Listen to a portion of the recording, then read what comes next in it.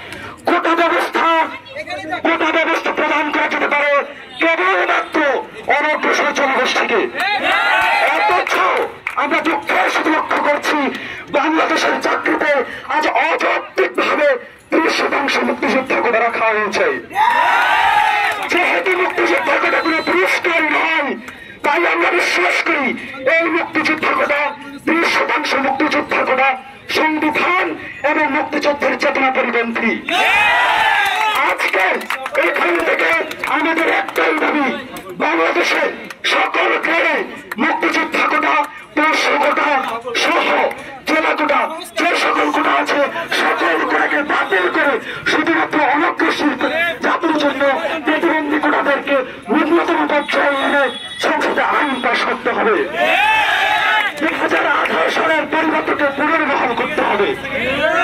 আজকে আমাদের এই চলমান বৈষম্যবিরোধী আন্দোলনের অংশ হিসেবে আমাদের আজকে একটাই দাবি, বাংলাদেশের যে সকল আমি একজন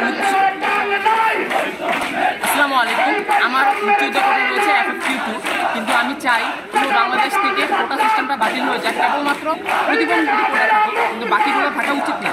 কারণ আমি একটা দেশে এমন জায়গায় থাকতে পারতেছি না যেখানে 100টা চাকরির কোটার মধ্যে দেখা যাচ্ছে যে 55টাই আমরা যারা কোটাধারী আছে তারা নিয়ে নিতেছি, তাহলে দেশের উন্নতি তো হবে না। তার পাশাপাশি দেখা যাচ্ছে পশু কোটাতে 40% দেখতেছে, মুক্তিযুদ্ধ কোটাতে 30%। 100 জনের মধ্যে যদি 70-80 জনই হয় এমন যাদের কোনো যোগ্যতা নেই, মানে যোগ্যতা একটা মানুষ যত বেশি দিতে পারছে তাদের মতো নেই, তাহলে দেশ তো চলতে পারবে না। আর এখন দেখা যাচ্ছে যে আমাদের যে BCS আছে, যে বিভিন্ন আছে, এগুলো প্রশ্ন ফাঁস হয়ে যাচ্ছে। তাহলে কি হলো, 100টা সিটের মধ্যে যদি আমার 50 থেকে 70টা সিট কোটায় চলে যায়, 10 থেকে 20টা সিট যা বাকি আছে তা দেখা যাচ্ছে ঘুষের মাধ্যমে নেওয়া হইতেছে, প্রশ্ন ফাঁসের মাধ্যমে নেওয়া হইতেছে। আপনার জন্য যে আগে 2-1টা সিট ছিল ওটাও এখন নাই, এটা এখন একটা জাস্ট কল্পনা হয়ে গেছে। আপনি শুধুমাত্র ফিস দিচ্ছেন, এই পরীক্ষাটা মেনটেন করার জন্য ফিস ছাড়া আপনার কোনো কাজ হচ্ছে না। তাই সাবধান হন আর সত্যের পথে দাঁড়ান।